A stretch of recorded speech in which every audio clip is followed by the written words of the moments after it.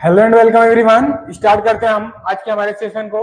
आज का हमारा सेशन है एनिमल डिजीज। ठीक है, हमने पिछले क्लास में एनिमल डिजीज स्टार्ट कर दिया था, एक दो टॉपिक हुए भी थे। ठीक है, उसके कुछ टर्मिनोलॉजी थे, जो बेसिक टर्मिनोलॉजी थे उसको हमने स्टार्ट कर दिया था, और जो आगे बची थी अब जो शेष आगे देखना है। ठीक, तो देखिए आज स्टार्ट करने से पहले हम लोग पिछला एक बार रिवाइज करते हैं। ठीक, क्या करते हैं, जो पीछे हम लोग पढ़ के आए हैं अभी उसको एक बार रिवीजन करते हैं। ठीक, तो आप बताइए कि जमुनापरी जो ब्रीड है उसके फीमेल की वेट कितना होता है। ठीक, जो जमुनापरी ब्रीड है गोट की उसके फीमेल वेट कितना होता है, फीमेल एडल्ट जो होती है उसका वेट कितना होता है फीमेल एडल्ट का। चलिए चैट बॉक्स में लिखिए आप सभी लोग, फीमेल एडल्ट जो होती है जमुनापरी ब्रीड में उसका वेट कितना होता है।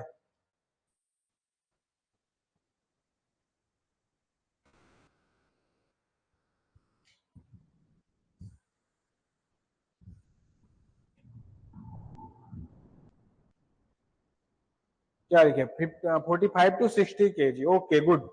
चलिए, जो ऐसे कौन से बटाक होते हैं, कौन से ब्रीड के बटाक होते हैं जिनके टप पे हेयर, लॉन्ग हेयर पाए जाते हैं। ठीक है, कौन सी ब्रीड का नाम बताइए कि कौन सी ब्रीड है जिसके बटॉक्स पे क्या होता है, लॉन्ग हेयर पाए जाते हैं। चलिए बताइए जल्दी।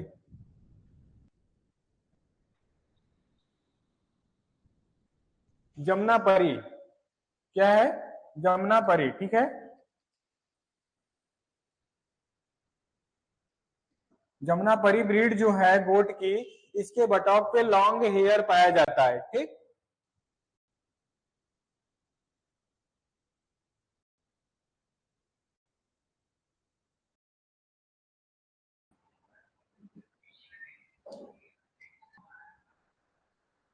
चलिए आगे देखते हैं हम नेक्स्ट।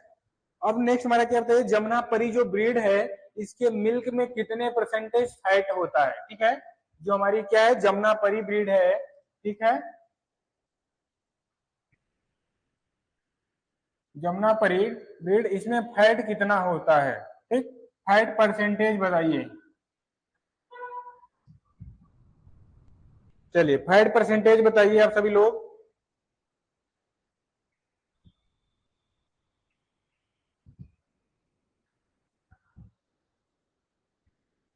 क्या मैसेज आ रहा है, ये क्या लिखा है, 335। अच्छा ठीक है, 3.3 to 3.5 यानी 3 से 3.5% तक इसमें क्या पाया जाता है, फैट पाया जाता है। ठीक, कितना, 3 से 3.5% तक। ठीक, कितना परसेंट क्या होता है, फैट पाया जाता है। चलिए अब नेक्स्ट ब्रीड की बात करते हैं, बीटल ब्रीड। बीटल ब्रीड के बारे में आपसे पूछा भी गया था एफओ 2022 में। ठीक है, जो बीटल ब्रीड है, ठीक है, बीटल ब्रीड के बारे में एएफओ में क्वेश्चन किया गया था 2022 में। ठीक, तो इस देखा जाए तो इस तरह ये क्या है, बहुत ही इंपॉर्टेंट है जो कि आपको पढ़ना चाहिए। तो चलिए बताइए, इसके मेल एडल्ट जो होते हैं, किसकी बात कर रहे हैं हम, बीटल के मेल एडल्ट की बात करते हैं। ठीक, बीटल के मेल एडल्ट की बात करते हैं, मेल एडल्ट की बात करते हैं, तो वेट कितना केजी होता है। ठीक है, केजी में वेट बताइए कितना वेट होता है बीटल ब्रीड के मेल एडल्ट का। जो मेल एडल्ट होती है बीटल ब्रीड का, उसका वेट कितना होता है।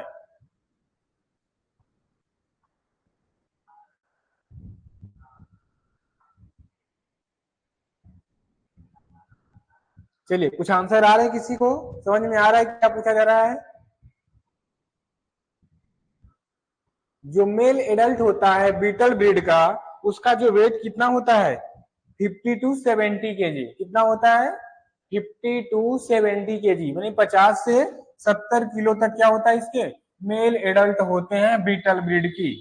ठीक, चलिए अब बीटल ब्रीड का मिल्क प्रोडक्शन बताइए और कितने दिन तक मिल्क प्रोडक्शन करती हैं, दोनों बताइए, आप आंसर दीजिए कि बीटल ब्रीड मिल्क प्रोडक्शन कितना होता है और कितने दिन तक इनका लैक्टेशन पीरियड क्या होता है।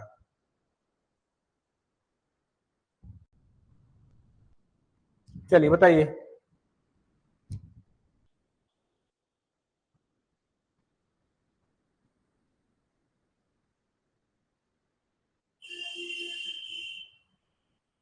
एक से 2 kg पर डे का होता है, ठीक है। जो बीटल ब्रीड हैं इनका मिल्क प्रोडक्शन 1 से 2 kg क्या होता है, पर डे का होता है। या टोटल मिल्क प्रोडक्शन कितना होता है, 150 kg क्या होता है, टोटल मिल्क प्रोडक्शन इनका होता है कितना, 150 kg, ठीक। टोटल मिल्क प्रोडक्शन कितना होता है, 150 kg। पर डे का कितना होता है, ठीक है।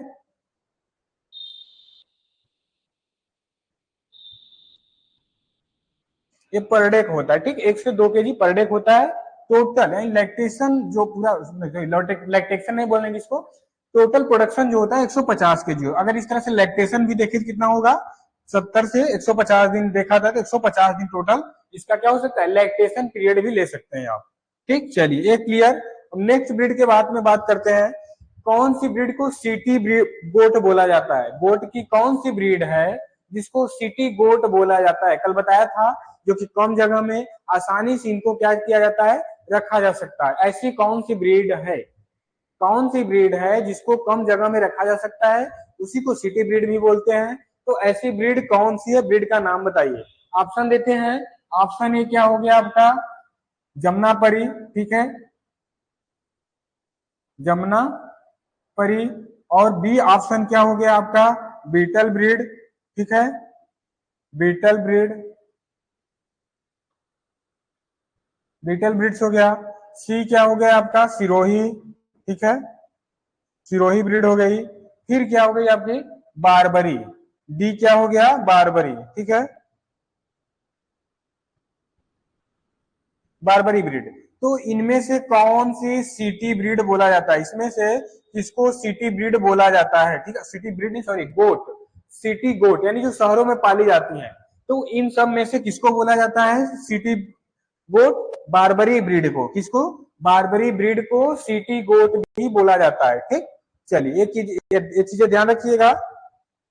चलिए, पश्मीना जो बनाई जाती है, काश्मीरी पश्मीना, कौन सी ब्रीड से बनाई जाती है, ठीक। चलिए बताइए, काश्मीरी पश्मीना के लिए कौन सी ब्रीड या यूज की जाती है। ये हुआ, इसमें आपका दो ऑप्शन हटाते हैं हम।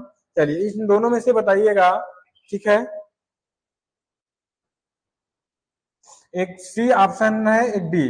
तो सी में हम आपको देते हैं, कौन सा ऑप्शन देते हैं, ब्लैक बंगाल, ठीक है, ब्लैक बंगाल, ठीक है, ब्लैक बंगाल।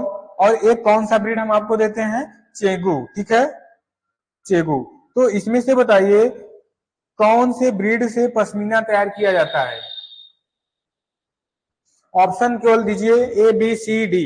कौन सा ब्रीड, कौन सी ब्रीड है जिससे कि पश्मीना तैयार किया जाता है, काश्मीरी पश्मीना। चलिए बताइए, ब्लैक बंगाल। ब्लैक बंगाल जो है, इसके स्किन का यूज किया जाता है पश्मीना बनाने के लिए। चेगू जो चंगथंगी ब्रीड है, जिसको और क्या बोलते थे हम, चंगथंगी भी बोलते थे, ठीक। तो चेगू से पश्मीना तैयार किया जाता है, जो काश्मीरी में मैंने ब्रीड भी दिखाया था। उनके पूरे बॉडी पे लंबे लंबे बाल बाल थे, ठीक है। तो उनसे तैयार किया जाता है, जो पश्मीना तैयार किया जाता है चेगू ब्रीड से। ब्लैक ब्रीड जो होता है, जो ब्लैक ब्रीड है, ब्लैक ब्रीड जो होती है, इससे क्या, ब्लैक बंगाल जो है, इसके स्किन का हम यूज करते हैं किसके लिए, हाई क्वालिटी की शू बनाने के लिए, जूते बनाने के लिए, ठीक। तो ब्लैक बंगाल का लेदर के लिए उनकी स्किन को यूज किया जाता है, ठीक।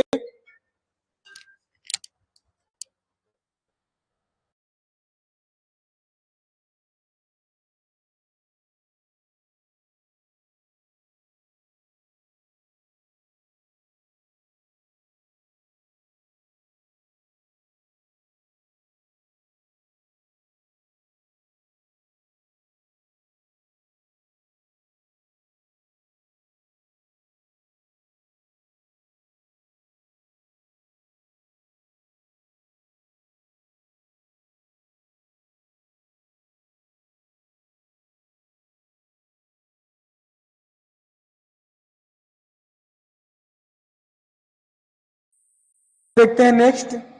नेक्स्ट क्वेश्चन देखते हैं क्या है हमारा। ठीक है अनिता, ब्लैक बंगाल जो होते हैं उसके स्किन का यूज किया जाता है। ठीक, पश्मीना जो बनाया जाता है चेगू या जो थंगी ब्रीड थी उससे तैयार किया जाता है हमारा पश्मीना। ठीक है, जो हमारा ऑप्शन डी है। चलिए ये चीजें क्लियर। अब नेक्स्ट क्वेश्चन और देखते हैं, एक दो क्वेश्चन उसके बाद चलते हैं। चलिए बताइए आप, जो हमारा ओस्मानाबादी ब्रीड है उसका milk production, total milk production बताइए, पर डे का नहीं, टोटल मिल्क प्रोडक्शन बताइए कितना होता है किसका, जो ओस्मानाबादी है। ठीक, क्या है,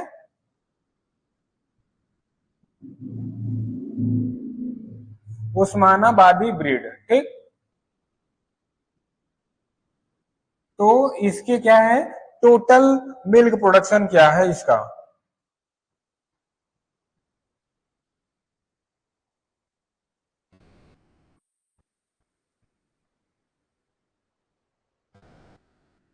चलिए बताइए, टोटल मिल्क प्रोडक्शन बताइए ओस्मानाबादी ब्रीड के।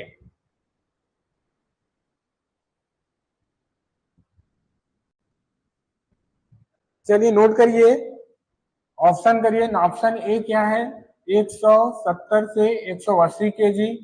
ठीक है, फिर बी ऑप्शन क्या है, 150 केजी। ठीक, सी ऑप्शन है कितना, 97 केजी। ठीक, डी ऑप्शन है none of this, none of this. चलिए बताइए, तो जो हमारा कौन सी ब्रीड है ओस्मानाबादी, इसका milk production, total milk production कितना है। Option A B C. चलिए,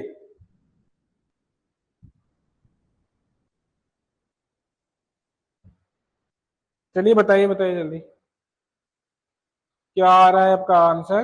अच्छा ए। चलिए अंदिता आप भी बताइए, अनुज सिंह। ठीक है अंदिता आप बताइए।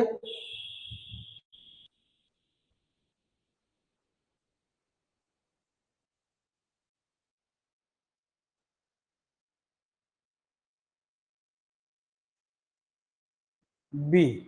चलिए हमने पूछा है ओस्मानाबादी, तो देखिए मैंने कल पढ़ाया था कल के क्लास में, जो ओस्मानाबादी ब्रीड है ठीक है, वह कितना देती है, पर उसका जो लैक्टेशन होता है, एवरेज मिल्क यील्ड होता है, वह कितना होता है, 170 से 80। ठीक है, तो पहला आंसर ठीक है अंकिता, ध्यान दीजिएगा थोड़ा सा। ठीक है, और इसका जो पर डे का मिल्क प्रोडक्शन होता है वह कितना होता है, 1 से 1.5 केजी पर डे होता है। ठीक, एक बार आप पीपीटी देख लीजिएगा, ये आपको क्लियर हो जाएगा पर डे का क्या है। ठीक, पर डे का है 1 से 1.5 केजी, और टोटल जो होता है 170 से 180 केजी मिल्क प्रोडक्शन होता है। ओके, चलिए क्लियर। अब बताइए, जो हमारा एक्जोटिक ब्रीड, 3 एक्जोटिक ब्रीड के नाम लिखिए आप। ठीक है, चैट बॉक्स में आप लिखिए 3 एक्जोटिक ब्रीड, जो गोट की 3 एक्जोटिक ब्रीड है उनका नाम लिखिए। ठीक, चलिए बताइए कौन कौन सी थी 3। मैंने एक बता दिया आपको, एल्पाइन। ठीक है, एल्पाइन। आप 2 और बताइए। ठीक, दूसरा और तीसरा आप बताइए, 2 ब्रीड के और नाम बताइए। अच्छा बी सत्यन अंबिता, 2 ब्रीड और नाम बताइए।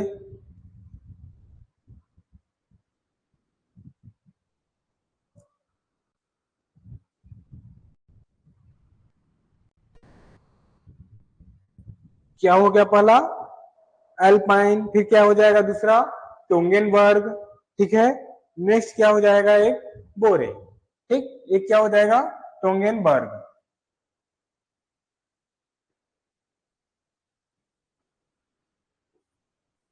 टोंगेनबर्ग, फिर क्या हो जाएगा, एक देख लीजिए इसमें, एंगोरा। ठीक है, अंगोरे। ठीक, तो ये क्या हो गया, इनके ब्रीड हो गए 3 जो एक्जोटिक ब्रीड, जो और भी आपके पीपीटी में दिए गए हैं उन चीजों को आप पढ़ते रहिए। देखिए ऐसे क्या है, जिसे आपने पूछा मैंने, आप 3 एक्जोटिक ब्रीड, तो ये क्या हो गई, हमारी एक्जोटिक ब्रीड हो गई। ठीक, ये क्या हो गई, हमारी एक्जोटिक ब्रीड के नाम हो गए, एक्जोटिक ब्रीड। ठीक, चीजें क्लियर। चलिए अब देखते हैं नेक्स्ट, इसमें कुछ पढ़ लेते हैं, याद नोट कर लीजिए अगर नहीं हो रहा है तो। देखिए जो मिल्च है, जो मिल्च है यानी जो मिल्क प्रोडक्शन के लिए देखा जाए मिल्क ब्रीड हो तो कौन सी बारबरी ब्रीड देखी जाती है।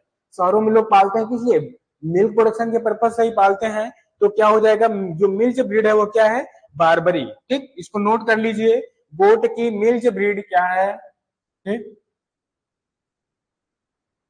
मिल्क, ठीक, बारबरी। अंदिता नोट करते चलिए क्योंकि बाद में भूलना न रहे। फिर क्या, जैसे हम लोगों ने कैटल और बुफेलो की केस में पढ़ा था, डुअल पर्पज, ठीक है, ड्रॉट पर्पज।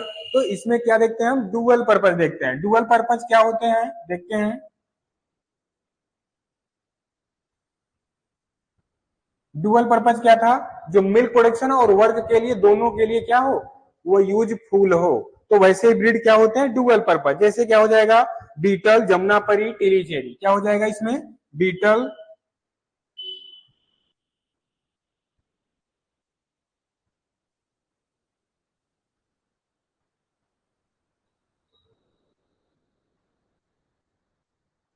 बीटल, ठीक है, जमुनापरी,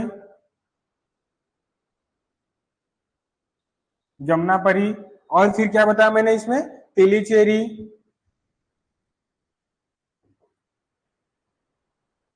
तेलीचेरी।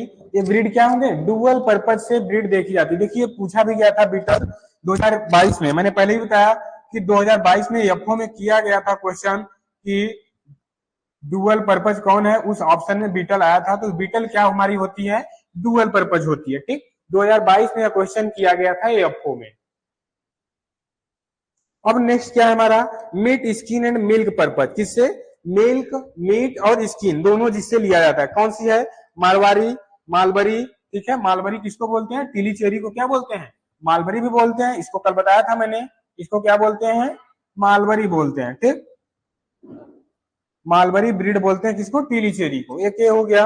अब दूसरा क्या हो जाएगा इसमें, जैसे, ठीक है, और फिर नेक्स्ट देखते हैं।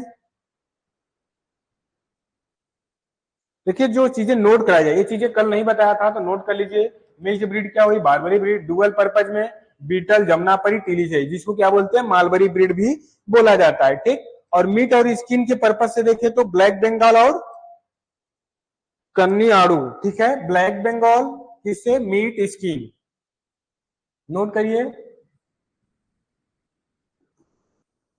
मीट स्किन पर्पज से। तो क्या हो जाएगा देखिए, ब्लैक बंगाल, ब्लैक बंगाल, ठीक है, ब्लैक बंगाल, और फिर क्या मैंने बताया, कन्नी आड़ू, कन्नी आड़ू। तो एक क्या हुई, दो ब्रीड हुई गोट की। एक गोट की ब्रीड है कन्नी आड़ू, जो कि क्या है, यह मीट और स्किन पर्पज से दोनों को यूज किया जाता है। और क्या है, पश्मीना बनाने के लिए, या फिर बोले तो क्या बोल सकते हैं उसको, मीट और स्किन के पर्पज से हो गया, मीट, स्किन और मिल्क दोनों से। तो नोट कर लीजिए, मीट, स्किन, मिल्क, क्या क्या, मीट, ठीक है,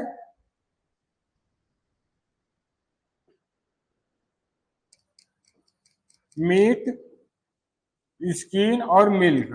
ठीक, ये तीनों पर्पज से जो यूज किए जाते हैं ब्रीड, उनको नोट करिए आप, नोट करिए अपने कॉपी पे। ठीक है, मारवाड़ी, मालबरी, जिसे टिलीचेरी ब्रीड बोलते हैं। और नेक्स्ट ब्रीड हमारा क्या है, सिरोही, और क्या है, सुरती। सुरती भी ब्रीड है, जिसकी गोट की एक ब्रीड है। ठीक, नेक्स्ट है मीट, हेयर एंड स्किन। तो इसके पहले मैंने बताया भी था इसमें। ठीक, अब देखते हैं फूर। फूर के पर्पज से पश्मीना, पश्मीना, कश्मीरी। ये चीजें क्लियर, ये चीजें नोट हुई या नहीं अंदिता, ऐसा नो, अगर नोट हो गया हो, चीजें समझ में आ गई होंगी, तो फिर हम आगे बढ़ते हैं। अगर ये चीजें आपने नोट कर ली, आपको समझ में आया कि मैंने क्या बताया, तो हम फिर यहां से आगे बढ़ते हैं। एक कंफर्मेशन दे दीजिए, ठीक है, यस सर। तो चलिए, ठीक, तो हम अब क्या करते हैं, हम आज के टॉपिक पे चलते हैं। हमारा आज का जो लेक्चर है उसके बारे में हम देखते हैं। हम आज क्या देखते हैं, एनिमल डिजीज। एनिमल डिजीज के बारे में क्या पढ़ेंगे, जैसे क्या होता है, हम ह्यूमन है, ठीक, हम क्या ह्यूमन है, तो ह्यूमन में क्या है, सभी विभिन्न तरीके के, अलग अलग तरीके के क्या होते हैं, डिजीज होते हैं। ठीक, जैसे किसी को कुछ बीमारी है, किसी को कुछ बीमारी है, ठीक है, वैसे ही सेम पशुओं में देखने को मिलता है। ओके, तो चलिए पशुओं के बारे में पढ़ते हैं।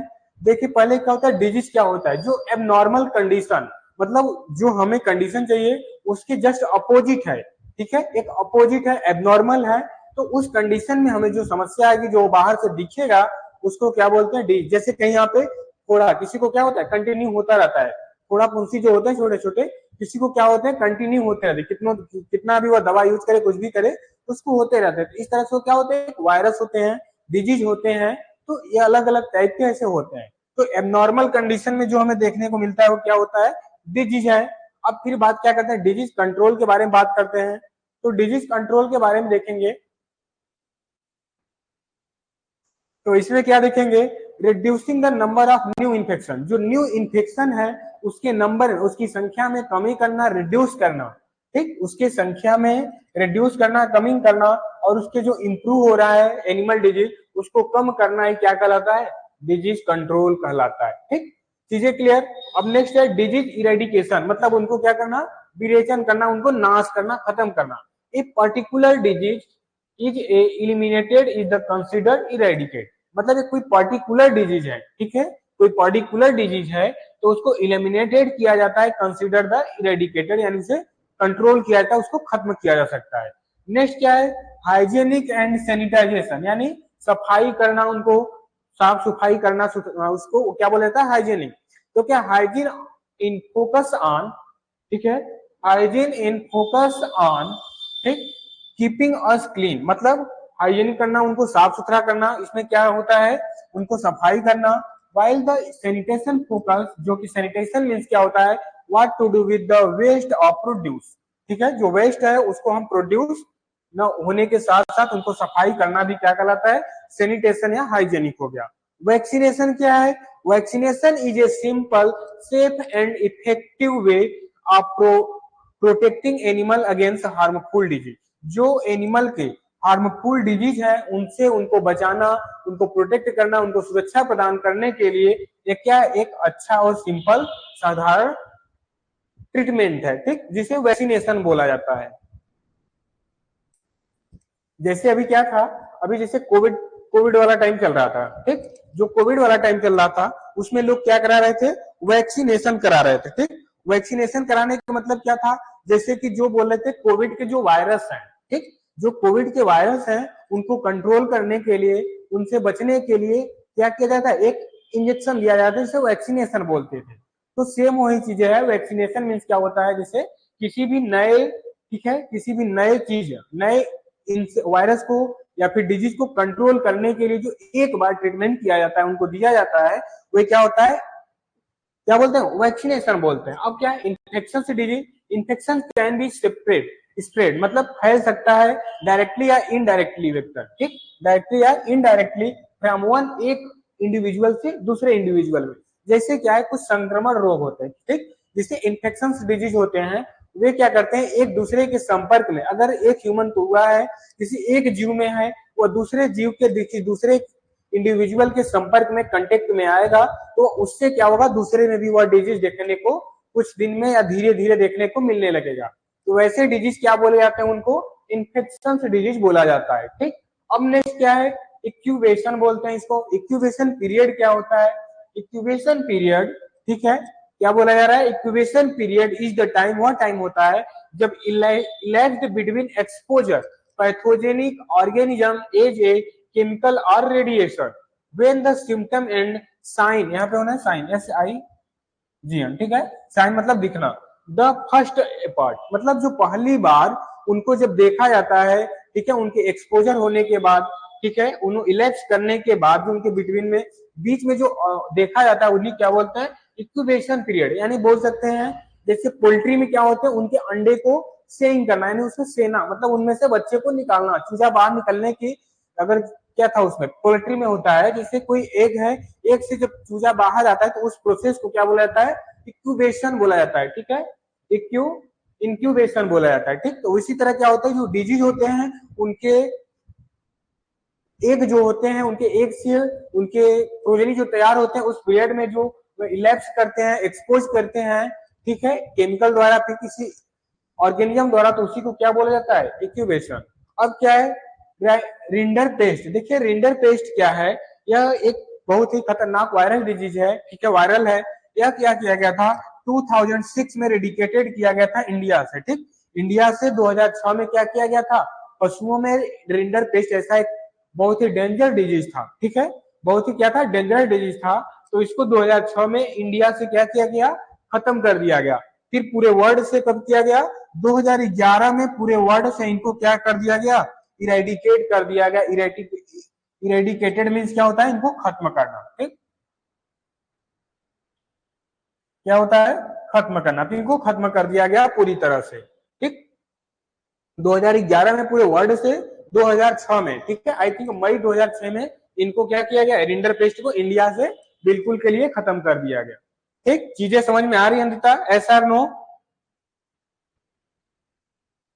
अब देखिए ड्रूलिंग से लाइवा, वेसिकल्स, ठीक है, डायरिया, लैरी मोशन, ठीक है, करकेकस, ठीक है, करकेस और ट्रिम्बलिंग।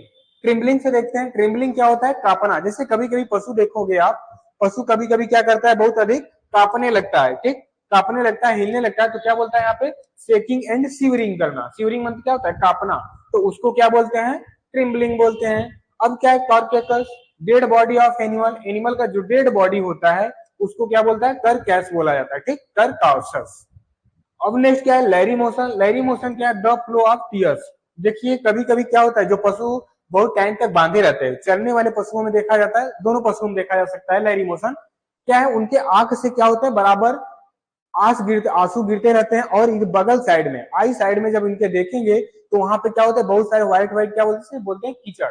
तो कीचड़ टाइप के ऐसे यहाँ पे उनके किनारे पे दिखते हैं, और उनमें से क्या होते हैं, लगातार या धीरे धीरे क्या होते हैं, उनमें से आंसू निकलते रहते हैं। तो इस ऐसे अगर डिजीज सिम्टम दिखते हैं तो उनको क्या हो गया है, लैरी मोशन बोला जाता है। क्या बोला जाता है उनको, लैरी मोशन बोला जाता है। तो द फ्लो ऑफ टीयर्स, उनके आंसू जो निकलने की बार बार उनसे निकलते रहते हैं, उन्हीं को क्या बोला जाता है, लैरी मोशन। ठीक, अब क्या है, डायरिया। डायरिया क्या है, लूज, जैसे लूज मोशन होना, उनके जो डग होते हैं बहुत पतले डग होना, यानी बिल्कुल पानी जैसे, ठीक, पानी जैसे होंगे, तो उनके पूरे बॉडी पे क्या होता है, डग यानी मलमूत्र जो होते हैं उनके बॉडी पे लग जाते हैं बहुत सारे। तो loose watery stool and then occurs more frequently than usually urine and faeces. जो मल मूत्र होते हैं उनके बहुत ही फ्रिक्वेंटली होते हैं, ठीक है, और क्या होते हैं, लूज और वाटरली होते हैं, ठीक। तो ये क्या होता है, यूरिन मल मूत्र होता है, और फीसिस क्या होता है, मल जो होते हैं उनके गोबर जो होते हैं, ठीक। तो जो मल मूत्र होते हैं बहुत वाटरी होते हैं, बहुत पतला होता है, जिससे पशु क्या होता है, सुस्त हो जाता है। अगर क्या होगा, उनके जो मल मूत्र क्या होंगे, वाटरी होंगे, लूज होंगे, और फिर क्या होंगे, पशु इस तरह से अगर दिन में 5 से 10 बार 20 बार लगातार करता है, ठीक, तो उससे क्या हो जाता है, पशु में सुस्ती सा आ जाता है, तो उससे क्या होता है, डायरिया। इस प्रोसेस को क्या बोला जाता है, ऐसे सिम्टम दिखने पर उनको डायरिया बोला जाता है, ठीक। अब नेक्स्ट क्या है हमारा, वेसिकल्स, ए स्मॉल फ्लूइड, ठीक है, फिल्ड ब्लेडर्स से exist of vacuole with the body. उनके बॉडी पे देखेंगे तो व्हाइट व्हाइट क्या कलर के हो जाते हैं, मतलब फोड़े जैसे हो जाते हैं। उनमें क्या देखने को मिलते हैं,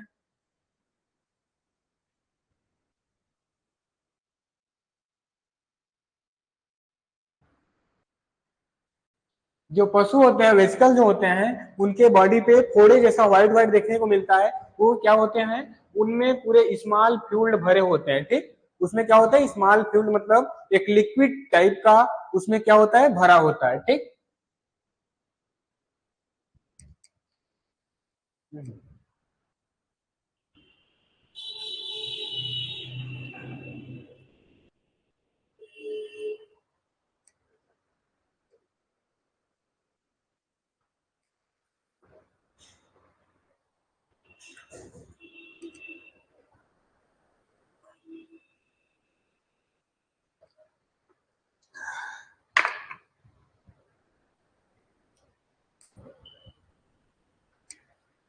आपको दिखाते हैं वेसिकल्स क्या होते हैं, ठीक, आइए दिखा देते हैं आपको।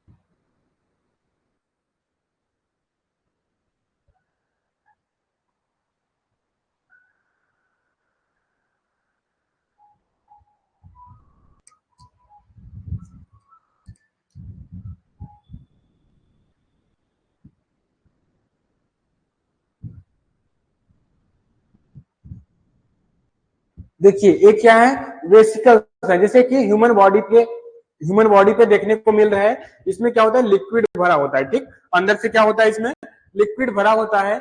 तो इसी तरह एनिमल बॉडी पे भी दिखने को मिलते हैं, थोड़े जैसे दिखेंगे, सिस्ट दिखेंगे, यहाँ दिखा है ना, सेक सिस्ट, मतलब सिस्ट होता है, वो गांठ जैसा होता है, उसमें लिक्विड भरा होता है, तो इसी को क्या बोलते हैं, हम क्या बोलते हैं, वेसिकल से बोलते हैं। अब क्या, drooling saliva defined as the saliva flowing, मतलब सिलाइवा क्या होता है, उनके मुंह से जो निकलता है उसे क्या बोलते हैं, सिलाइवा।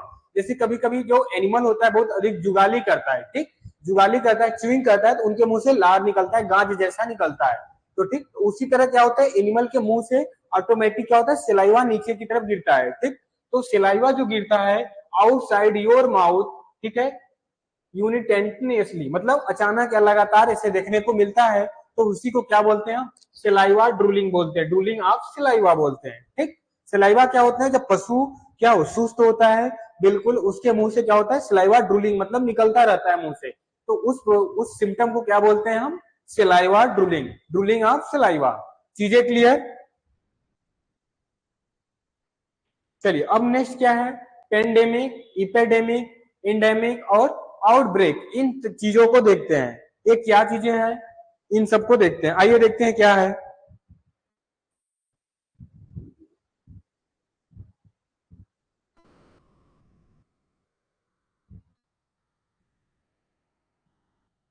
इसमें क्या बोल रहा है, एन एपिडेमिक, पहले किसकी बात करते हैं, एपिडेमिक की बात करते हैं, ठीक, किसका, एपिडेमिक की बात करते हैं, तो एपिडेमिक क्या है, is a disease that affect a large number, इसमें क्या होता है, ऐसे डिजीज से एक लार्ज नंबर में, मतलब एक बड़ी संख्या में लोग परेशान रहते हैं, मतलब अफेक्टेड रहते हैं, ठीक है, ऐसी जो होती है डिजीज एक बड़ी संख्या में लोगों को अफेक्ट करती है विद इन एक कम्युनिटी, पॉपुलेशन ऑफ और रीजन, मतलब किसी एक क्षेत्र में, किसी एक पॉपुलेशन में ये बहुत सारे लोगों को अफेक्ट करती है, ऐसी डिजीज को क्या बोलते हैं हम, इपिडेमिक बोलते हैं। इपिडेमिक किसको बोलते हैं, मतलब एक कम्युनिटी, एक क्या बोलते हैं उसको, पर्टिकुलर एरिया या फिर एक पॉपुलेशन एक रीजन में, ठीक, जैसे बोल दिया कि आदिवासी बस्ती, ठीक है, आदिवासी पॉपुलेशन जो है, तो उसमें क्या है, अगर अलग तरह की डिजीज है तो वो डिजीज क्या है, वहीं पे केवल देखने को मिल रही है, अगल बगल और जगह पे नहीं, केवल उसी एरिया में उसी रीजन में देखने को मिल रही है, तो इसे इसको क्या बोला जाता है, इपिडेमिक बोला जाता है, क्या बोला जाता है इसको, इपिडेमिक बोला जाता है। अब क्या होता है नेक्स्ट, पेंडेमिक होता है। पेंडेमिक क्या होता है, इज ए इपिडेमिक दैट, ठीक है, स्प्रेड ओवर मल्टीपल, अगर जो इपिडेमिक है, अब जो पेंडेमिक है, पेंडेमिक को एपिडेमिक से जोड़ता है, कैसे कि जो पेंडेमिक है वो फैलता है ओवर द मल्टीपल, यानी मल्टीपल कंट्री में, मतलब एक से अधिक कंट्री में, या फिर अलग एक सारे बहुत कॉन्टिनेंट में, महासागरों पे, ठीक, तो उसको क्या बोला जाता है, पेंडेमिक। जैसे अभी कोविड क्या था, पेंडेमिक था, पेंडेमिक क्या था, इंडिया में भी था, चाइना में भी था, यूएसए में भी था, और कई भी ऐसे कॉन्टिनेंट पे आपको देखने को कोविड मिला था, तो कोविड क्या था, पेंडेमिक, ठीक, ये क्या है, एक पॉपुलेशन के साथ साथ अलग कंट्री में अलग कंटिनेंट में, जैसे जो डिजीज इंडिया में बहुत सारे लोगों में है, वही डिजीज बहुत सारे लोग चाइना में भी है, उसी से यूएसए में, उसी से अदर कंट्री में, अदर कॉन्टिनेंट में भी उसी डिजीज से लोग ग्रस्त हैं, परेशान हैं, तो उसको क्या बोला जाता है, पैंडेमिक बोला जाता है। इपिडेमिक क्या हुआ, जैसे कि क्या, जैसे मलेरिया, मलेरिया टाइफाइड हुआ, वो क्या क्या, अगर सपोज दैट कि केवल इंडिया में है, इंडिया में है, मतलब एक रीजन में है, केवल एक पॉपुलेशन में है, तो वो क्या हो गया, एपिडेमिक।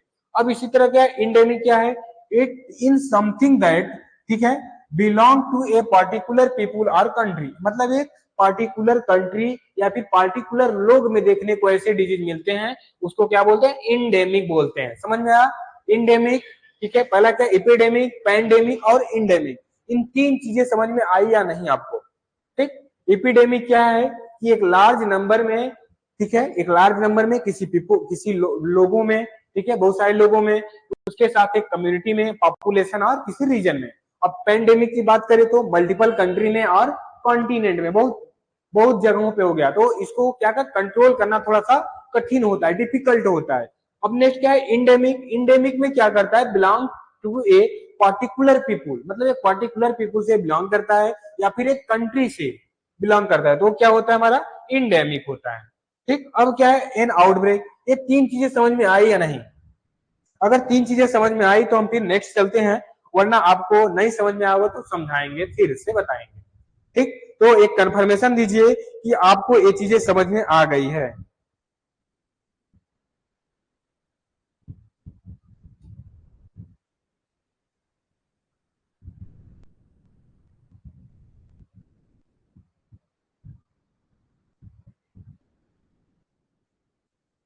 क्या आप सभी का कंफर्मेशन है कि समझ में आया कि नहीं? ऐसा नो?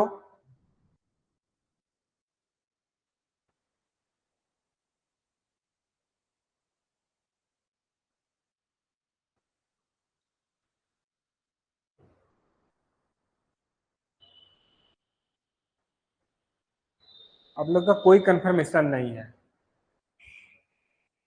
यानी हम क्या समझ सकते हैं कि आपको समझ में आया या फिर नहीं? अनिता, चलिए ठीक है, समझ में आया तो अच्छी बातें हैं। अब देखते हैं एन आउटब्रेक। आउटब्रेक क्या होता है? आउट मतलब बाहर, ब्रेक टूटना। इससे बात करते हैं in a large than anti anticipated increase the number of endemic case. अगर इंडेमिक की बात करें तो इसकी, अगर इंडेमिक केस क्या होता है? इंक्रीज होता है। ठीक, it can also be single case in new area. ठीक, single case in new area, new area में क्या करता है? अगर फैलता है तो if it not quickly control, आसानी से कंट्रोल नहीं होता, an outbreak can be become an epidemic. ठीक, फिर यह क्या हो जाएगा?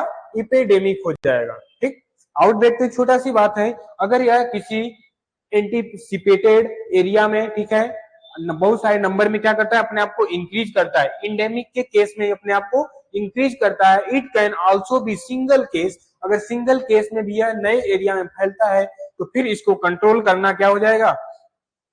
ठीक, इफ इट इज, अगर इसको कंट्रोल आप नहीं करते तो फिर क्या हो जाए? N outbreak can be become, अगर एक आउटब्रेक क्या हो सकता है?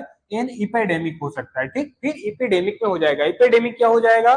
ठीक है, इपिडेमिक क्या था? ऊपर ऊपर इपिडेमिक क्या था इसमें कि एक पॉपुलेशन में, एक लोगों में, बहुत सारे लोगों में, एक पर्टिकुलर रीजन में यह डिजीज क्या हो जाएगा? फैल जाएगा। ठीक, चलिए अब नेक्स्ट देखते हैं यहां से आगे। अब क्या है? What is health? ठीक है, फिर क्या है? What is disease? अब हेल्थ से क्या समझते हैं आप बताइए? हेल्थ क्या है आप बताइए कि हेल्थ से आप क्या समझते हैं?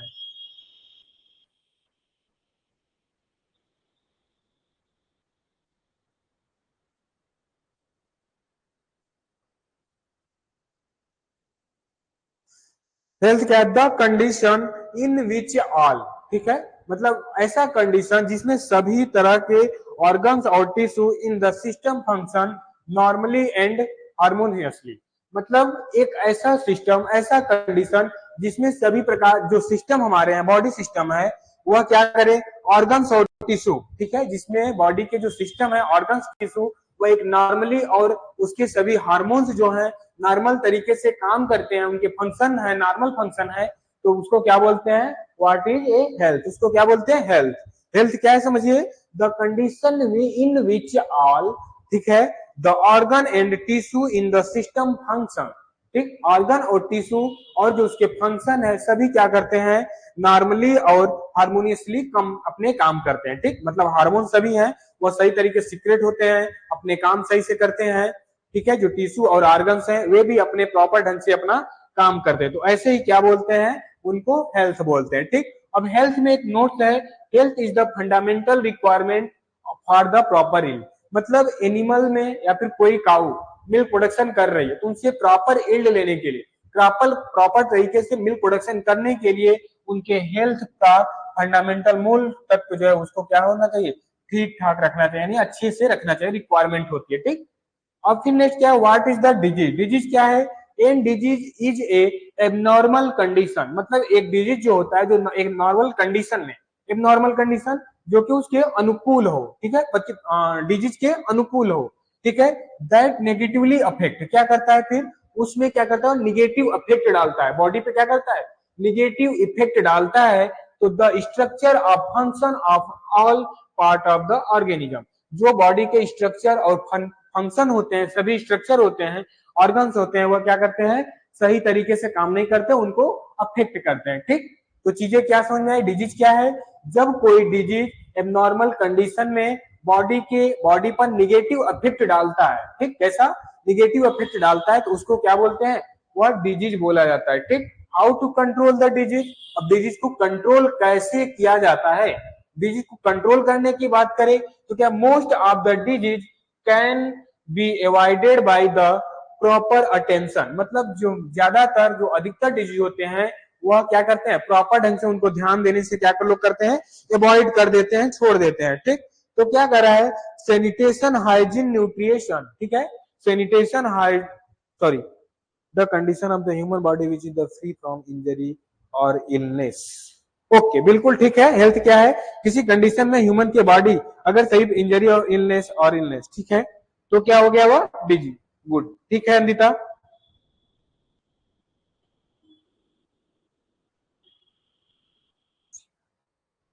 तो क्या होता है, हेल्थ होता है, ठीक। अगर ऐसे भी बोल सकते हैं कि जो बॉडी के सभी सिस्टम है, ऑर्गन्स, टिश्यू है, वो एक नॉर्मल अपने नॉर्मल तरीके से अपने काम को कर रहे हैं, तो भी हेल्थ बोलते हैं। आपका आंसर भी सही है, अनिता ने लिखा है the condition of the human body which is free from injury और इलनेस, मतलब क्या है कि जो हमारे ऐसे कंडीशन जिसमें ह्यूमन बॉडी क्या हो, इंजरी मतलब घायल और किसी भी तरह की चोट ना उनको और बीमारी से मुक्त हो, उनको क्या बोलते हैं, हेल्थ बोलते हैं। नहीं, हेल्थ क्या है, अच्छी है, तो हेल्थ हुआ, ठीक। अब कंट्रोल के क्या है कि ज्यादातर जो लोग होते हैं कि जो बॉडी के डिजीज होते हैं उनको ध्यान नहीं देते हैं, ठीक। तो क्या करते हैं वे, जैसे sanitation hygiene nutrition and management practice, इन सब पे क्या करते हैं, एनिमल के ध्यान नहीं देते, उनके न्यूट्रिशन पे, उनको मैनेजमेंट करना, उनके जहां पे वे रह रहे हैं उनके स्टेट को सैनिटेशन हाइजीन करना, इन सबों पे वे क्या करते हैं, ध्यान नहीं देते। तो इन सब को ध्यान देकर इनको मैनेजमेंट करके प्रॉपर तरीके से उनको न्यूट्रिएंट्स देके सैनिटाइजेशन करके उनको क्या किया जा सकता है, डिजीज से बचाया जा सकता है, डिजीज को कंट्रोल किया जा सकता है। ओके, चलिए अब देखेंगे हम कुछ basic parameter to control a disease, ठीक है। कंट्रोल डिजीज को कंट्रोल करने के लिए कुछ बेसिक पैरामीटर हैं, उसको हम देखेंगे यहाँ पे, ठीक। चलिए आइए देखते हैं डिजीज को बेसिक पैरामीटर कौन कौन से उनको कंट्रोल करने के। एक बार आप पढ़िए, फिर हम आपको समझाते हैं, आप पढ़ेंगे तो उसके बाद मुझे समझाने में थोड़ी आसानी होगी और आपको सारी चीजें आई होप कि समझ में भी आएंगी अच्छे से।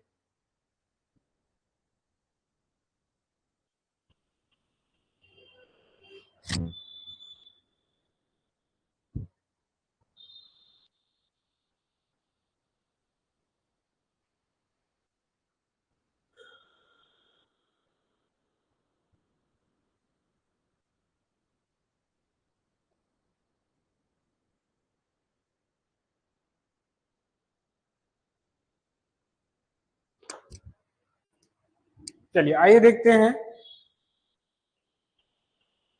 देखते क्या है,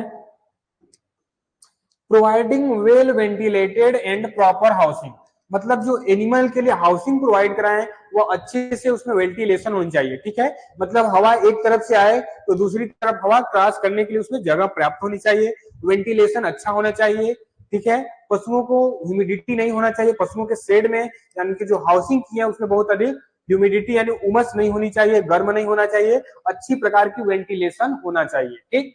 नेक्स्ट बात क्या कर रहा है, प्रोवाइडिंग बैलेंस न्यूट्रिशन डाइट, मतलब जो हम क्या करें, जो उनको राशन दे रहे हैं वो बैलेंस राशन होनी चाहिए। बैलेंस राशन क्या था, मैंने बताया था बैलेंस राशन क्या है। बैलेंस राशन वे राशन होते हैं जिसमें सभी प्रकार के इसेंशियल न्यूट्रिएंट्स आवश्यक पोषक तत्व मिले होते हैं जो पशुओं को 24 आवर्स में चाहिए, ठीक है, वे सारे उसमें क्या होते हैं, प्रेजेंस होते हैं, तो उसको क्या बोला जाता है, बैलेंस न्यूट्रिशन बोला जाता है, ठीक। और फिर क्या है, strict hygiene and sanitation of animal house, ठीक। जो एनिमल हाउस है, एनिमल को शेडिंग है एनिमल का, उसको क्या करना चाहिए, अच्छी सी सफाई और हाइजीन करके रखना चाहिए ताकि किसी भी प्रकार के डिजीज पेस्ट का उस पर क्या हो, अफेक्ट निगेटिव इफेक्ट ना पड़े, ठीक। अब नेक्स्ट बात क्या करते हैं, regular and routine vaccination schedule, उनके जो वैक्सीनेशन का शेड्यूल है उसको अपनाना चाहिए, ठीक। एनिमल के डिजीज पेस्ट के लिए जो भी वैक्सीनेशन किया जाता है उसको एक टाइम से शेड्यूल पे उनको यूज करना चाहिए, अपनाना चाहिए। अब क्या नेक्स्ट है, avoid entry of outside with in the from permission, ठीक है। क्या करना चाहिए, जो आउटसाइड मतलब जो बाहर से कोई भी या किसी किसी और हाउसिंग एनिमल हाउस से डेयरी फार्म से कोई भी व्यक्ति आता है उसको क्या करना चाहिए, अंदर के लिए परमिशन नहीं करना चाहिए ऐसे, ठीक है। बिना क्या करने, उनको बिना सैनिटेशन के अंदर क्या करना चाहिए, परमिशन नहीं करनी चाहिए, ठीक। तो avoid entry outside with in the from permission, ठीक। अब नेक्स्ट क्या है, फ्लो ऑफ, ठीक है, follow of the scientific known how to and management practices, जो वैज्ञानिक तरीके से पशुओं को मैनेज करने के तरीके हैं उन चीजों को भी क्या करना चाहिए, यहाँ पे अपनाना चाहिए, ठीक। उनको मैनेज करने के, जैसे पशु को क्या करना चाहिए, डेली रूटीन पे उनको सफाई करना चाहिए, ठीक है। और फिर क्या करना चाहिए, उनको किसी अदर डेयरी से कोई अगर डिजीज पेस्ट वाले एनिमल के पास से कोई आ रहा है, किसी मान सपोज दैट किसी भी एनिमल को रिंडर पेस्ट है, ठीक है, रिंडर पेस्ट वाले एनिमल के पास से कोई ह्यूमन आ रहा है तो दूसरे एनिमल के पास उसे नहीं आने देना चाहिए बिना उसे सैनिटेशन के, ठीक। तो इन चीजों का विशेष ध्यान रखना चाहिए इसमें। अब नेक्स्ट क्या देखते हैं, कुछ डिजीज के बारे में देखते हैं, जैसे कुछ इन्फेक्शन से डिजीज है, नॉन इन्फेक्शन। तो इनको क्या करोगे आप, इनको आप खुद एक बार रीड करोगे, पीपीटी आपके मिल जाएगी, तो आप पीपीटी खुद रीड करोगे। जैसे bacterial disease, anthrax, black water, ठीक है, हेल्मोरेगिक, सेप्टिक्लेमिया, टीबी और ब्रुसेलोसिस। वायरल डिजीज में rinderpest, FMD, parasitic, ectoparasitic ticks, ठीक है, lice and mite, endoparasitic tape round. Fungal में एल्फलाइटोसिकोसिस, ठीक। तो इन चीजों को आप खुद एक बार पढ़ोगे, अगर कोई डाउट आएगा तो आप पूछ लीजिएगा। अब देखिए पोस्ट काल्विंग, मतलब उनके बच्चे को काल्विंग मतलब बच्चे को जन्म करने के बाद कौन कौन से डिजीज हैं। क्या है, हाइपोकैल्सिमिया, ये दूध में देखने को मिलता है, उनके दूध में कमी होती है, ठीक है। अब नेक्स्ट क्या है, हाइपोमैग्नेसीमिया, कीटोसिस, ठीक है, प्रोलैप्स ऑफ यूट्रस, यूट्रस का प्रोलैप्स होना। फिर क्या है, फैटी लीवर सिंड्रोम, उनके जो लीवर होते हैं फैटी हो जाते हैं, फैटी टाइप के हो जाते हैं। तो ये क्या होते हैं, पोस्ट काल्विन डिजीज, मतलब बच्चे को जन्म देने के बाद ये डिजीज काऊ में, एनिमल में देखने को मिलती है, ठीक। अब बात करते हैं एफएमडी, जो कि सबसे इंपॉर्टेंट डिजीज है एनिमल में और सबसे डेंजरस डिजीज माना जाता है, ठीक। तो क्या है एफएमडी, एफएमडी क्या है, this is the highly infections viral disease. यह कैसा डिजीज है, एक वायरल टाइप का डिजीज है, ठीक। यह किससे होता है, वायरस से, ठीक। यह किससे होता है, वायरस से देखने को मिलता है। अब नेक्स्ट क्या है, इट अटैक द वॉल्वन फुटेड, मतलब पैर की जो वॉलन होता है उसको इफेक्ट करता है। डिवाइड इनटू टू एनिमल, मतलब उसको दो भागों में, एनिमल के जो फुट होते हैं जो दो भागों में डिवाइड होते हैं उस पे यहाँ पे इनका क्या करते हैं, अटैक करते हैं नीचे वाले पोर्शन में, ठीक। अब क्या है, it's virus is smallest of the animal virus. यह वायरस क्या होता है, स्मॉलेस्ट होता है एनिमल वायरस जो है, ठीक है। It can spread through water, water के थ्रू, मैन्युअर्स के, पास्चर के, और person taking care of animal, जो पर्सन एनिमल का केयर कर रहा है, देखभाल कर रहा है, उनके द्वारा यह फैलता है। कौन कौन से, जैसे वाटर में, पानी, जैसे किसी पशु को फुटियाम, यानी बोले तो क्या बोलते हैं उसको, फुट एंड माउथ डिजीज। तो ये डिजीज हुआ है, अगर वो पानी को टच करता है, दूसरा पशु जाता है तो उसको भी होता है। उनके मैन्युअर से, जो गोबर है, ठीक है, पास्चर है, जो ग्रीन ग्रास है, चारे हैं, उनके द्वारा। तो इन सब चीजों को भी विशेष ध्यान देना चाहिए, जो इनके फैलने के कारण यही सब है। नेक्स्ट क्या है, इंक्यूबेशन पीरियड जो होता है एफएमडी का, इसमें क्या होता है 2 से 5 दिन का। सुटेबल टेम्परेचर, जो इसके टेम्परेचर चाहिए वह कितना टेम्परेचर चाहिए, 40 डिग्री सेंटीग्रेड। 40 डिग्री सेंटीग्रेड पे जो एफएमडी होता है वो बहुत तेजी से क्या करता है, ग्रो करता है, ठीक। तो इंक्यूबेशन पीरियड 2 से 5 दिन का होता है। 2 से 5 दिन में क्या करते हैं, अपने आप को मल्टीपल कर लेते हैं। इनके जो वायरस होते हैं 2 से 5 दिन में अपने आप को मल्टीपल कर लेते हैं, ठीक। अब नेक्स्ट क्या है, इंडिया, ठीक है, India declaration of global freedom from rinder paste. जो रिंडर पेस्ट है वह इंडिया से कब, ठीक है, कब क्या किया गया, रेडिकेशन कर दिया गया, उनको हटाया गया। तो क्या है देखिए, the international committee of world organization, ठीक, और एनिमल हेल्थ, इसको क्या बोलते हैं, OIA। तो recognized of India is free from rinderpest infection on 25th, ठीक है, 25 में 2006, यानी 25 मई 2006 को रिंडरपेस्ट से जो इंडिया है पूरी तरह से क्या हो गया, मुक्त कर दिया गया, फ्री हो गया। तो ये डेट याद रखिए, जो रिंडरपेस्ट को इंडिया से हटाया गया, खत्म किया गया 25 मई 2006 को इंडिया से इनको क्या कर दिया गया, खत्म कर दिया गया रिंडरपेस्ट को। ठीक, ये चीजें याद रखिए।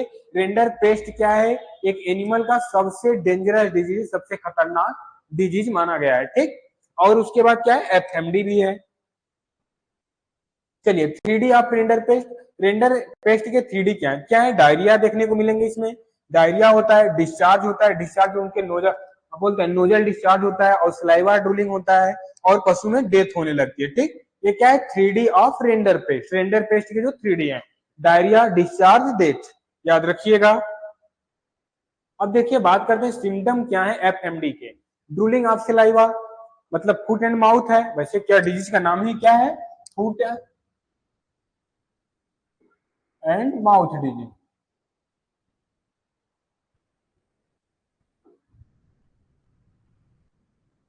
ठीक, फुट एंड माउथ डिजीज तो क्या है, ड्रूलिंग ऑफ सलाइवा, मुंह से उनके सलाइवा आने लगते हैं।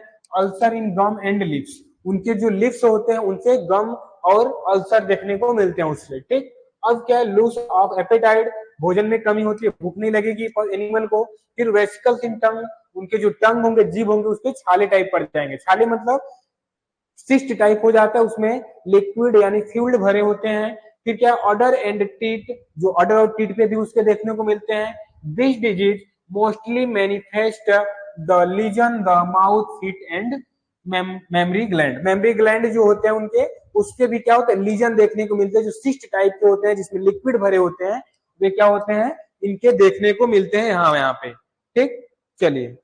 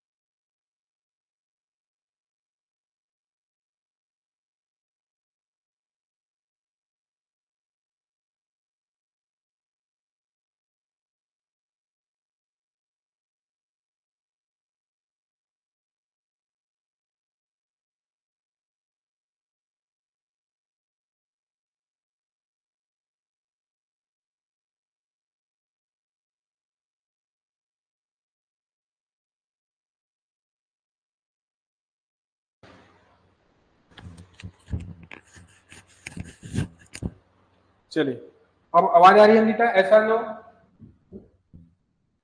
चलिए अगर आईडियो आपको सुनाई दे रही है तो आप चैट बॉक्स में एस टाइप कर दीजिए, कंफर्मेशन दीजिए कि आप सभी को आवाज क्लियर है। अब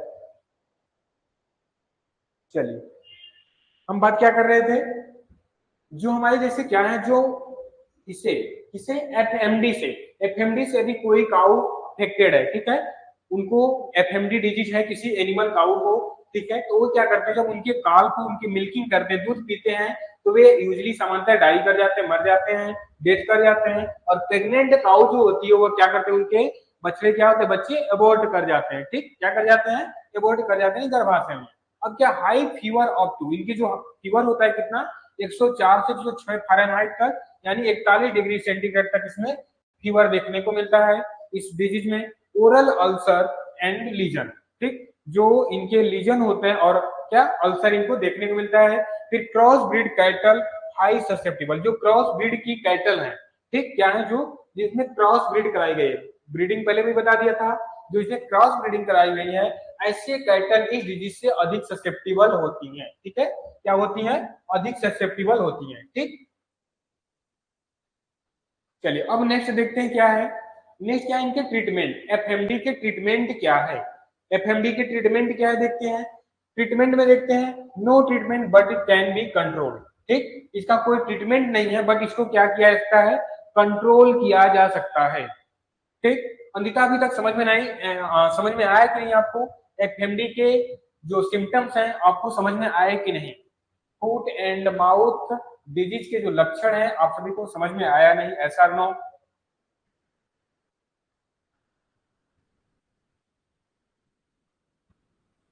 आई होप कि समझ में आ जाना चाहिए, क्योंकि कोई बहुत हार्ड चीजें तो थी नहीं, मैंने बिल्कुल इजी लैंग्वेज में बताया, ठीक। चलिए अब देखते हैं, external application of antiseptic contributes to the healing of the ulcer and ward attack the blowfly, जो इनके बाइफ्लाई द्वारा अटैक होता है, ठीक है, पूरे वर्ल्ड में जो अल्सर जो हेलिंग देखने को मिलते हैं, इसमें क्या किया जाता है, यूज एंटीसेप्टिक, ठीक है, क्या किया गया, एंटीसेप्टिक का यूज किया गया इनको। फिर क्या एंटीबायोटिक में भी स्टडी, ठीक है, एडमिनिस्ट्रेट टू काउंट, चलिए छोड़िए कुछ और जी, यहाँ पे मिसिंग हो गया है। चाहे जो बैक्टीरियल इन्फेक्शन है, ठीक है, जो बैक्टीरियल इन्फेक्शन है इसके लिए क्या किया गया, एंटीबायोटिक का यूज किया जाता है। फिर क्या है, prevention can be done through the dissection of said, ठीक है, जो इनको सेड तैयार किया गया है, ठीक, जहां पे तैयार किया गया है उनको क्या करना चाहिए, समय समय पर डी इन्फेक्शन करना चाहिए, मतलब उसको सफाई करना, सैनिटाइजेशन करना चाहिए। और फिर क्लोथ एंड अटेंडेंस, जो अटेंडेंस है, जो पशुओं को देखभाल कर रहा है, उसके क्लोथ क्या होने चाहिए, कपड़े क्या होने चाहिए, एक अलग कपड़े होने चाहिए जो उसको देखभाल करते समय यूज करे, ठीक। अब क्या है, वैक्सीनेशन, ठीक है, पॉलीवेटेंट वैक्सीन वंस एट 4 मंथ, ठीक, जो पॉलीवेटेंट वैक्सीन है उसको 4 महीने में एक बार एनिमल को देना चाहिए। अब देखते हैं कौन कौन से वैक्सीन इसमें यूज किए जाते हैं, ठीक। रिंडर पेस्ट है, rinder paste was infection viral disease of cattle and domestic buffalo, cattle हो या कोई डोमेस्टिक बुफैलो हो, उसमें रिंडर पेस्ट क्या होता है, एक देखने को मिलता है, और एक वायरल डिजीज और इन्फेक्शन होता है, ठीक, वायरल इन्फेक्शन है। फिर क्या है, rinder paste is most destructive of the virus disease, यह क्या है, ज्यादातर क्या है, वायरस डिजीज है, ठीक, और डिस्ट्रक्टिव किसके द्वारा होता है, वायरस द्वारा। कैजेटिव ऑर्गेनिज्म वायरस होता है। फैमिली क्या होता है, पायरीमॉक्सी विरिडी, ठीक है। Virus found the notable saliva, जो इसके वायरस होते हैं नोटेबल कहाँ किए गए, सेलाइवा में। डिस्चार्ज फ्रॉम आई, जो उनके आई से डिस्चार्ज होते हैं। नोस्ट्रेल्स, नोजल से। यूरिन एंड फीसेस, मल मूत्र से। यहाँ पे इनके वायरस जो है नोटेड किए गए हैं, ठीक। फिर क्या, इंक्यूबेशन पीरियड जो इनका होता है 3 से 7 दिन का होता है, ठीक। अब नेक्स्ट क्या है, temperature 40 degree centigrade rinder paste के लिए। रिंडर पेस्ट को ग्रोथ करने के लिए इनके जो टेम्परेचर चाहिए, कितना चाहिए, 40 डिग्री सेंटीग्रेड, 40 डिग्री सेंटीग्रेड, ठीक। और बात क्या है, इनकी इंक्यूबेशन पीरियड जो होती है वह कितने, 3 से 7 दिन का इंक्यूबेशन पीरियड होता है, ओके। अब क्या है, सिम्टम, सिम्टम की बात करें तो क्या है, लॉस ऑफ एपेटाइट, इनमें भूख देखने को नहीं मिलेगी, भूख खत्म हो जाती है जो पशु एनिमल में होती है। फिर लैरी मोशन देखने, फ्लो ऑफ टीयर्स, इसको भी बताया, उनके आंखों से आंसू देखने को मिलते हैं रिंडर पेस्ट में। फिर क्या है, ड्राइनेस ऑफ मजल, उनके मजल जो नाक के ऊपर वाला ये पोर्शन होता है इसको क्या करते हैं, मजल बोलते हैं। तो एनिमल में आप देखोगे, जब एक हेल्दी एनिमल होगा, स्वस्थ पशु होगा, उसके नोजल पे हमेशा क्या होंगी, पसीना देखने को मिलेगा, उस पे बूंदी बूंदी जैसे एक पानी जैसा लिक्विड आता देखा मिलेगा हमेशा। अगर एक हेल्थ एनिमल है तो हेल्दी एनिमल है, स्वस्थ एनिमल है, तो ठीक, उसको क्या बोलते हैं, ड्राई ऑफ मजल, वो क्या होता है, सूख जाता है। फिर क्या, अरेकिस ऑफ बैक, और फिर क्या, शूटिंग द डायरिया, और डायरिया उनमें देखने को मिलती है। फिर क्या है, अल्सर इन द माउथ, उनके माउथ से अल्सर होता है, फीवर बहुत ज्यादा देखने मिलता है, हाई मोरिलिटी रेट होती है, उनकी मृत्यु दर क्या होती है, अधिक होती है। ठीक, तो अंदिता ये चीजें समझ में आई, रिंडर पेस्ट के सिम्टम्स क्या हैं, आपको समझ में आया या नहीं? चलिए समझ में आया तो अच्छी बात है, फिर आगे चलते हैं। अब क्या है, प्रिवेंशन एंड कंट्रोल, इनको कंट्रोल करने, इनको रोकने के तरीके क्या हैं, देखते हैं क्या है। सेग्रेशन ऑफ अफेक्टेड एनिमल, अगर किसी एनिमल का हर्ड है, यानी हर्ड क्या होता है, ग्रुप। ठीक, अगर किसी एनिमल का ग्रुप है,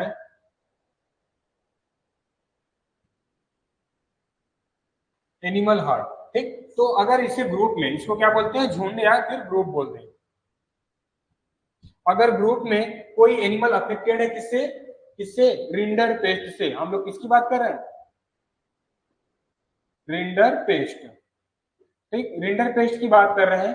अगर कोई एनिमल रिंडर पेस्ट से इफेक्टेड है, उसको क्या करना चाहिए, एनिमल झुंड से सेग्रेशन यानी अलग कर देना चाहिए। नेक्स्ट क्या है, डी इन्फेक्शन ऑफ शेड, जो शेड है उसको क्या करें, डी इन्फेक्शन करने चाहिए, सफाई करने चाहिए सैनिटाइजेशन करके। अब क्या है, वैक्सीन क्या देना है, टीसीआरवी, टीसीआरवी क्या है, tissue culture rinder paste vaccine, ये एक वैक्सीन का नाम है जो रिंडर पेस्ट के लिए दिया जाता है। दूसरा जीटीबी है, गोट टिश्यू वैक्सीन बोलते हैं इसको। फिर क्या, test to identify Elisa, Elisa क्या है, एंजाइम लिंकेड, ठीक है, इम्यूनो एसॉर्बेंट एसे, ये क्या है, एंजाइम लिंकेड इम्यूनो एसॉर्बेंट एसे, या ये क्या है, इनको टेस्ट करके आइडेंटिफाई करने का कि यह ठीक है या फिर नहीं, इनमें कंट्रोल कैसे किया जाए, इन सारी चीजों को रिंडर पेस्ट को आइडेंटिफाई करने की मेथड है, कौन सा, इलिसा। इलिसा क्या है, एंजाइम लिंकेड इम्यूनो एसॉर्बेंट एसे। ठीक, ये चीजें क्लियर। अब देखिए लंपी स्किन डिजीज है, इसके बारे में तो बात नहीं करेंगे क्योंकि एक आधा ही लगा है, अगर एक छोटा मोटा आप देख लीजिए थोड़ी बहुत, और इसके बारे में पूरी स्लाइड नहीं है इसकी। ठीक, तो अब बात कर लेते हैं lumpy skin disease caused by the एलएसबीडी।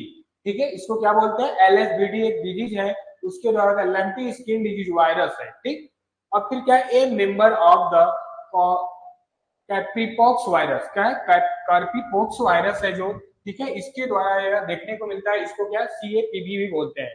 With the, ठीक है, पॉक्सीविरिडी फैमिली, कौन सी, Poxviridae family, the same family with the monkeypox, और यही फैमिली किसको में देखने को मिलता है, मंकी पॉक्स में भी यही फैमिली जो देखने को मिलता है, जिससे क्या होता है, लंपी स्किन डिजीज होता है। ठीक, अब नेक्स्ट क्या है, outbreak are usually seasonal during rain by mosquito flies and ticks, जो रेन सीजन में, रेनी सीजन में फ्लाई और टिक्स होते हैं, मॉस्किटो होते हैं, इनके द्वारा यह देखने को मिलता है लंपी स्किन डिजीज। ठीक, अब बात क्या करते हैं, it is spreading because the change the wind velocity, हवा के गति चेंज होने पर, and the direction is part of climate change, और क्लाइमेट का पार्ट चेंज होने पर। फिर क्या है, the morality rate LSD 10%, LSD में 10% होता है, 10 से 20%, while the morality rate of 15%, ठीक है, मतलब 50% से अधिक तक, और रेट कितना होता है, 10 से 20% तक होता है। ठीक, तो अगर ये चीजें नहीं समझ में आई लंपी स्किन डिजीज तो कोई बात नहीं, कल की क्लास में बात करेंगे, तो थोड़ा सा स्लाइड लगा है यहाँ पे। तो आज के लिए इतना ही, थैंक यू। ठीक, आज के लिए आपके लिए थैंक यू, क्योंकि आपने लास्ट तक क्लास में बना रहा और सारी चीजें आप अच्छे से समझे, तो आपके लिए बहुत बहुत धन्यवाद इसके लिए। ठीक है, तो आज के लिए तो हम बात करते हैं कल के क्लास की। ठीक, देखिए क्या था, जो इंग्लिश की क्लास चल रही थी, ठीक, मुझे तो कहना नहीं चाहिए यहाँ पे, ठीक है, बट क्या है, जो इंग्लिश की क्लास चल रही थी, तो उसमें क्या कर रहे हैं, जब मैम आपसे पूछती है कोई क्वेश्चन, तो उसका आप जवाब दिया कीजिए। ठीक, आपको आता है नहीं आता है वो अलग बात है, ठीक, आता है तो ठीक है उसका जवाब दीजिए, नहीं आता है तो मैम से उसको डिस्कस कीजिए। ठीक है, क्योंकि आपके डाउट है, आप डिस्कस करेंगे तभी आपके डाउट क्लियर होंगे। ठीक, और कोई डाउट है इस क्लास से या फिर इंग्लिश क्लास से, कोई प्रॉब्लम नहीं है? चलिए, अगर कोई प्रॉब्लम नहीं है तो आज की क्लास को यहीं पे एंड करते हैं। आज के लिए जय हिंद, जय भारत। चलिए, thank you, bye bye, take care.